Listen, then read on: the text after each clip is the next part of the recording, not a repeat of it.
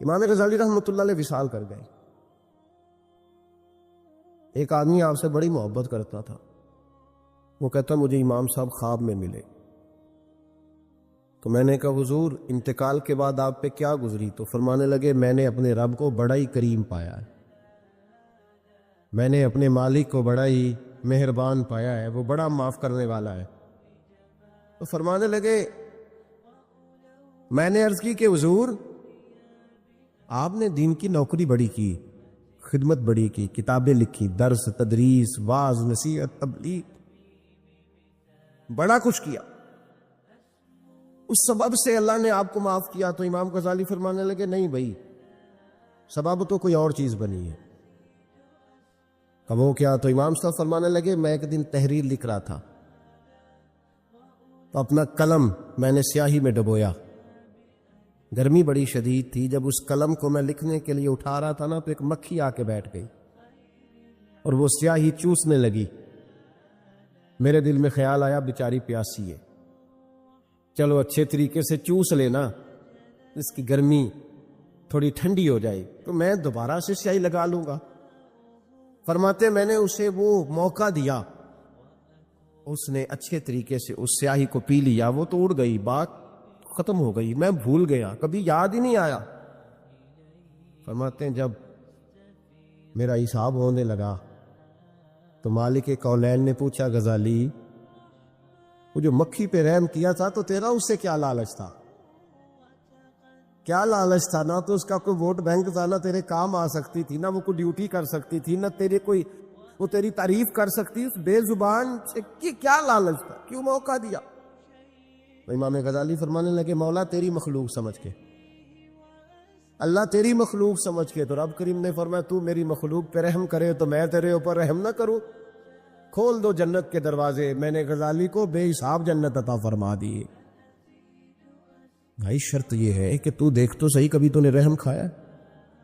تو نے کبھی توجہ کی ہے؟ ہمارے دائیں بائیں اتنے زیادہ دکھ نہیں جتنے زیادہ ہم لوگ ہیں، اتنے دکھ نہیں جتنے ہم ہیں. اگر تھوڑا سا غور کر، آپ یقین کریں ہماری گفتگو ہماری ذات سے شروع ہوتی ہے اور ختم بھی ہماری ذات پر ہی ہوتی ہے. او بھائی تو صرف اپنے آپ کو سجانے سنوارنے جو میرے ذہن میں آیا، اور یہ جو ہمارے تعلقات ہیں نا دنیا میں، یہ بھی ہم نے اپنی ذات کے لیے رکھے ہوئے ہیں. یہاں تو سلام اس سے لوگ لیتے ہیں جس سے کوئی کام پڑتا ہے.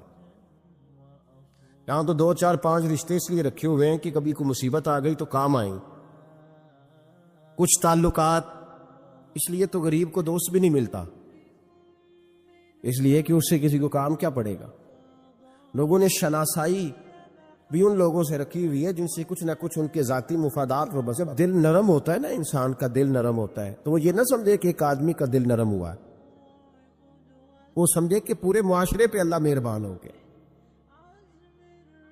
اسلام کے اندر اجر و ثواب 2 طرح کا ہے، ایک بہتر ہے ایک بہترین ہے. آپ نے کسی سے قرض لینا ہو تو اس کو مہلت دینا بہتر ہے اور معاف کر دینا بہترین ہے. کسی شخص نے آپ کے ساتھ زیادتی کی ہو تو اتنی ہی زیادتی اس کے ساتھ کر لینا جائز ہے، لیکن اسے معاف کر دینا یہ بہترین ہے. تو فرمایا وہ پہلے کان لگا کے سنتے ہیں، پھر بہترین بات کی پیروی کرتے ہیں. ان میں سے جو زیادہ اچھی چیز ہے اس کے مطابق عمل کرتے ہیں. اولئک الذین ھداھم اللہ، یہی لوگ ہیں جنہیں اللہ نے ہدایت عطا فرمائی ہے. وَأُولَئِکَ هُمْ أُولُو الْأَلْبَابِ، اور فرمایا یہ لوگ عقل والے ہیں، یہی ہیں جنہیں اللہ نے ہدایت دی اور یہ صاحبان عقل ہیں. ایک دنیا کے اندر عقل وہ ہے جس کا لوگ بہت زیادہ استعمال کرتے ہیں، تو وہ عقل انہیں بعض اوقات گمراہی کی جانب لے جاتی ہے. اس عقل کی بات بھی اقبال نے کہی ہے، فرماتے ہیں کہ عقل عیار ہے، 100 بھیس بنا لیتی ہے۔ اس کے لیے عیار کا لفظ کہا، اور دوسرا پہلو دیکھیے عیار کے مقابلے میں لفظ کیا کہا۔ عقل عیار ہے، 100 بھیس بنا لیتی ہے، عشق بیچارہ۔ عقل عیار اور عشق بیچارہ، دیکھیں اس کے مقابلے میں جو جملہ دیا ہے، جو لفظ دیا ہے، یعنی لفظ عیار آپ جب بولتے ہیں عیار بڑا چلاک ہے، بڑا یار ہے، بڑا مکار ہے، تو زاویہ کیا بنتا ہے؟ اور جب آپ بیچارہ بولتے ہیں تو وہ بیچارہ، اب زاویہ دیکھیے کیا کھینچا، کہنے لگے عقل عیار ہے، 100 بھیس بنا لیتی ہے، عشق بیچارہ، نہ ملا ہے نہ زاہد نہ حکیم، یہ کچھ بھی نہیں، یہ بیچارہ کچھ بھی نہیں، بیچارہ جو ہوا۔ تو عقل کی طرف تو قرآن و سنت نے توجہ دلائی ہے، لیکن عقل سے مراد ہے فہم ہو، فراست ہو، حلم ہو، بردباری ہو، عاجزی ہو، غور فکر کرنے کا مزاج ہو، کسی چیز کو پورے شعور کے ساتھ بندہ قبول کرے۔ آج کل جن چیزوں کو لوگ عقل سمجھتے ہیں نا، وہ عقل نہیں ہے، وہ چالاکی ہے۔ آج کل لوگ عقل مند نہیں ہیں، چالاک ہیں۔ چالاکی اور چیز کا نام ہے، تیز تراری اور چیز کا نام ہے، عقل مند ہونا اور چیز کا نام ہے۔ یہ جو شطرنج کے ہیر پھیر سے لوگ دنیا چلاتے ہیں، یہ عقل مند نہیں ہوتے، یہ چالاک ہوتے ہیں۔ ہمارے ہاں ڈھیر سارے لوگ اپنی زندگی، اپنا گھر، اپنا کاروبار چالاکی سے چلاتے ہیں۔ چالاکیاں لمبی نہیں چلتی، ان کے پول کھل جاتے ہیں۔ تیزیاں لمبی نہیں چلتی، جلدی مکر واضح ہو جاتے ہیں۔ چالاک آدمی کے دوست نہیں ہوتے۔ آپ کسی کے ساتھ سیاست کے ساتھ زندگی گزار رہے ہیں تو وہ بھی آپ کے ساتھ سیاست ہی کر رہا ہے۔ جب آپ فہم کے ساتھ چلتے ہیں، فراست کے ساتھ، اب عقل کیا ہے؟ نبی پاک صلی اللہ تعالی علیہ وسلم نے فرمایا، کسی نے پوچھا یا رسول اللہ صلی اللہ علیہ وسلم بہترین مومن کون ہوتا ہے؟ تو نبی پاک علیہ الصلوۃ والسلام نے فرمایا جس کا اخلاق زیادہ اچھا ہو۔ تو یا رسول اللہ عقل مند کون ہوتا ہے؟ تو نبی پاک علیہ السلام نے فرمایا عقل مند وہ ہوتا ہے جو موت کو کثرت سے یاد کرے اور اپنی آخرت کی تیاری کرے۔ یہ عقل ہے، یہ شعور ہے۔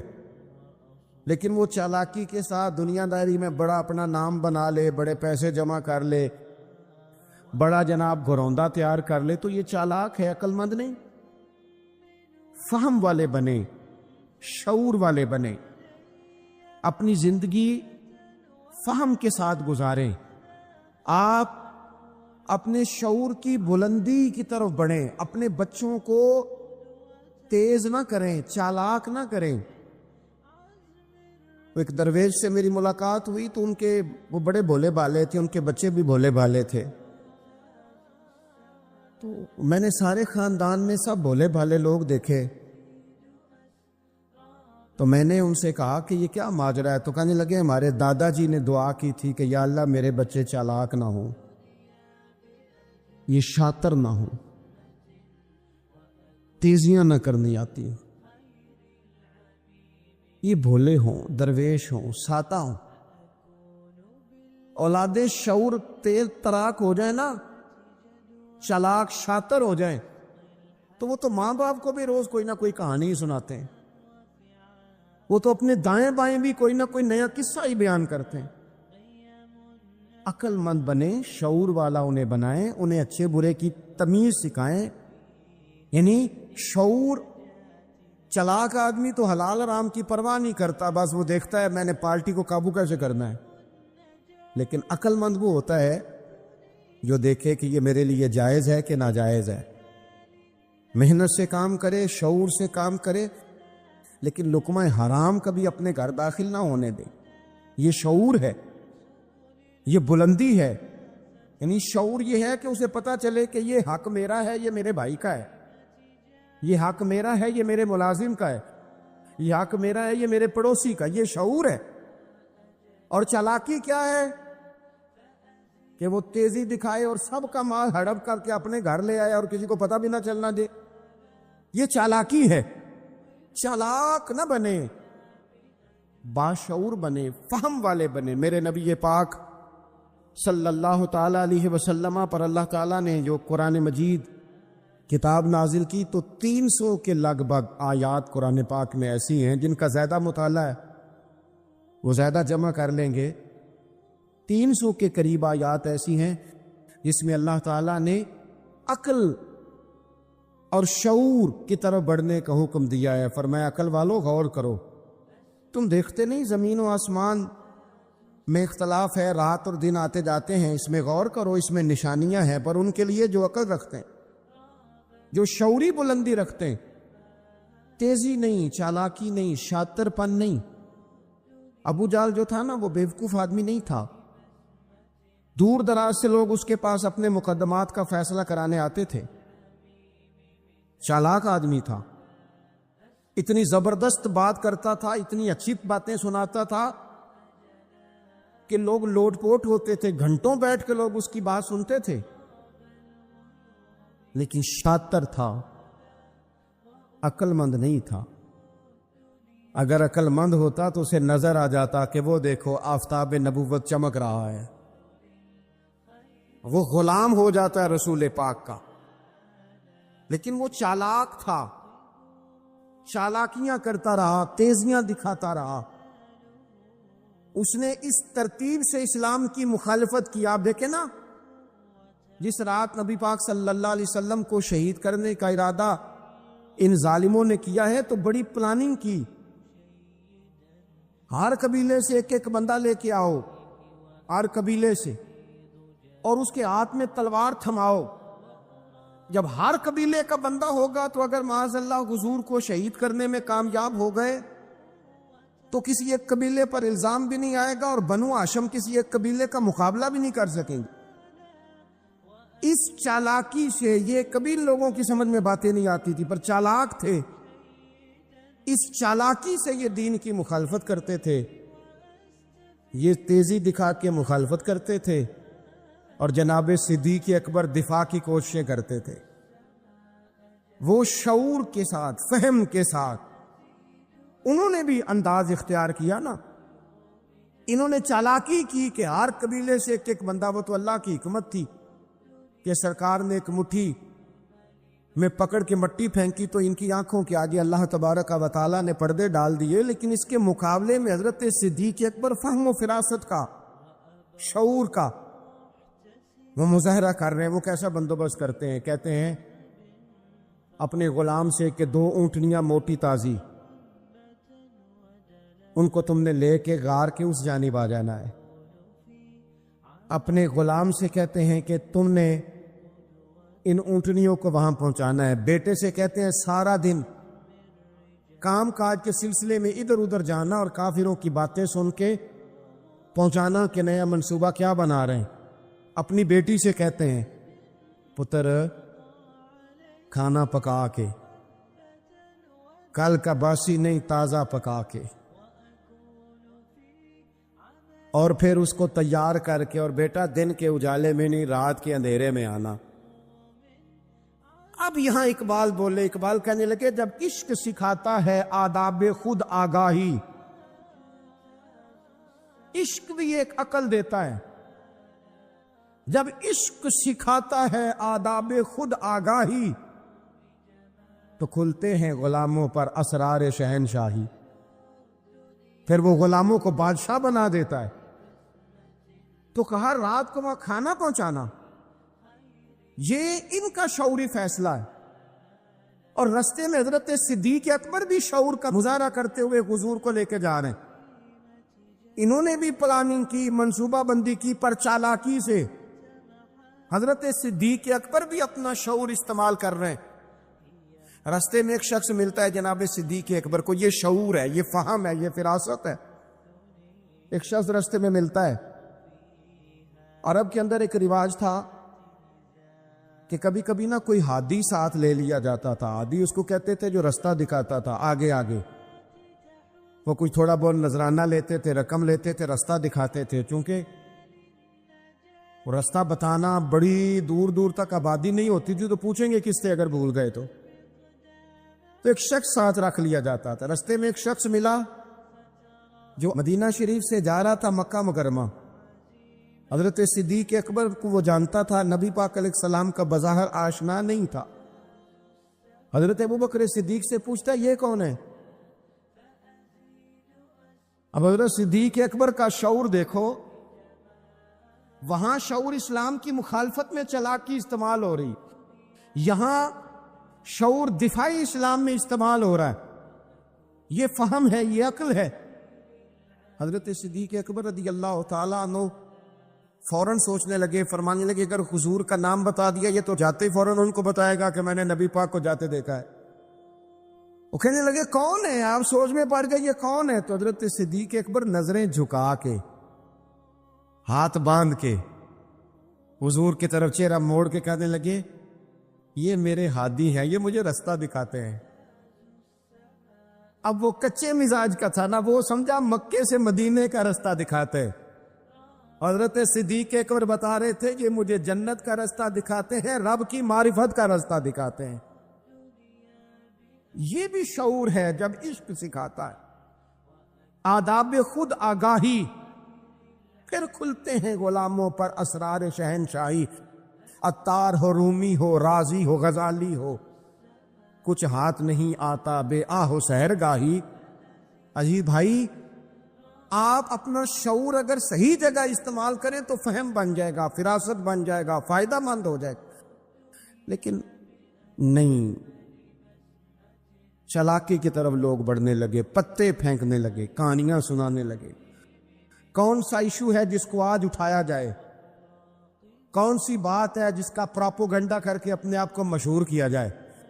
کیا ہے جو سوسائٹی میں پھینکی جائے بات تو لوگ توجہ کریں گے ہماری سیاسی جماعت کی طرف؟ کیا اس طرح کا ماحول بنایا جائے؟ کس طرح کر کے پیچ و تاب کیا جائے؟ کس طرح کر کے لوگ توڑے جائیں؟ کس طرح بنائے جائیں؟ نہیں، اس طرح لوگ کمزور ہو جاتے ہیں. اس طرح شعور نہیں رہتا قوموں کے پاس. میرے نبی پاک صلی اللہ علیہ وسلم کے پاس عبد القیس کا وفد آیا تھا. تو جو عبد القیس ان کا سردار تھا، نبی پاک صلی اللہ تعالی علیہ وسلم کی خدمت میں جب وہ حاضر ہوئے، لاؤبالی فیصلے نہ کریں، فیصلے زندگی میں سوچ کے کریں. آپ کسی بھی چیز کے سربراہ ہیں، آپ مسجد کے صدر ہیں یا قبیلے والے آپ سے فیصلہ کراتے ہیں، یا کسی جماعت کو لیڈ کرتے ہیں، یا خاندان والے آپ کو بڑا سمجھتے ہیں، یا کوئی آدمی آپ کو دینی تعارف سے پہچانتا ہے، تو فہم کے ساتھ، دانائی کے ساتھ، حکمت کے ساتھ آپ اس کو لے کے چلیں. نبی پاک صلی اللہ تعالی علیہ وسلم نے وفد عبد القیس کے سربراہ سے کہا تھا کہ تمہارے اندر 2 خصلتیں ہیں، 2 عادتیں تمہارے اندر ایسی ہیں جنہیں اللہ بڑا ہی پسند کرتا ہے. یا رسول اللہ کون کون سی؟ فرمایا ایک تو تم عقل والے ہو، اور دوسرا بردبار ہو، حلم والے ہو. تم جذباتی فیصلے نہیں کرتے، تمہارے اندر بردباری ہے، ٹھہراؤ ہے. یہ 2 باتیں، تمہاری سمجھداری اور تمہارا ٹھہراؤ، یہ اللہ کو بڑا ہی پسند ہے. بڑی جذباتی باتیں لوگ کرتے ہیں، بڑا گھروں کے اندر ماحول خوفناک ہو جاتا ہے، قبیلوں میں ماحول خوفناک ہو جاتا ہے، جماعتوں میں خوفناک ہو جاتا ہے. بڑے